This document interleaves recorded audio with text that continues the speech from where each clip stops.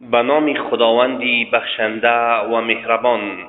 امروز انشاءالله در این نواری که ما ثبت داریم جانب از میقات مدینه منوره، مدینه پیامبر گرامی صلی الله علیه و سلم می باشد که از تمام اطراف و اکناف دنیا به خاطر زیارت مسجد پیامبر گرامی صلی الله علیه و سلم مسلمانان وارد این شهر می گردند و هنگامی که اونها می خواهند که به خاطر ادا نمودن عمره یا حج وارد کعبة الله شوند، در این راه از همین میقات، از خود همین مسجدی که امروز مردم مسلمان اینجا احرام بسته ایستاده اند، از همین جا احرامهای سفید خود را می پوشانند و نیت حج و عمره را انجام می دهند که امروز ما و شما در این مسجد بسیاری از مسلمان ها را دیده ایستاده ایم که به خاطر ادا نمودن عمره مبارکه این کار را کرده ایستاده اند.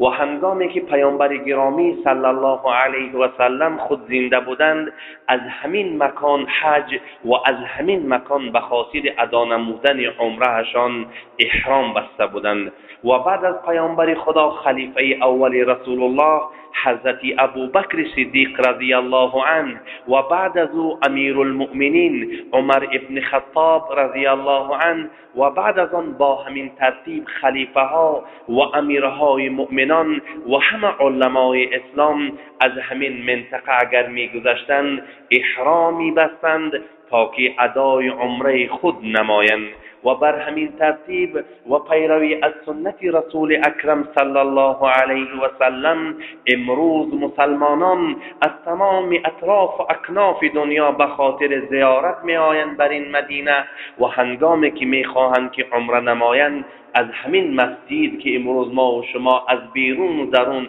او را دیده ایستاده ایم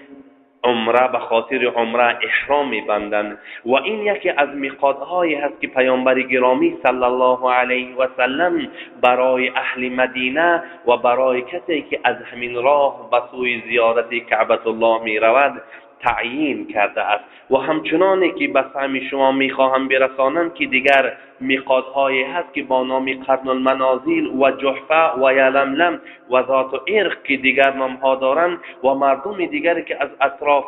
مثلا ریاض و یمن و از اطراف افریقیا و از اطراف عراق و یمن می آیند از اونجا احرام می‌بندند به خاطر انجام دادن عمره و به خاطر انجام دادن حج بیت الله. و به همین ترتیب مسلمان ها تا امروز از همین مسجد احرام می‌بندند تا که ادای عمره خود و ادای حج خود را ادا بدهند. و خدای متعال برای هر یک ما اجر بی پایان و بارها و بارها نصیب بگرداند که زیارت بیت الله را نماییم. اللهم آمین.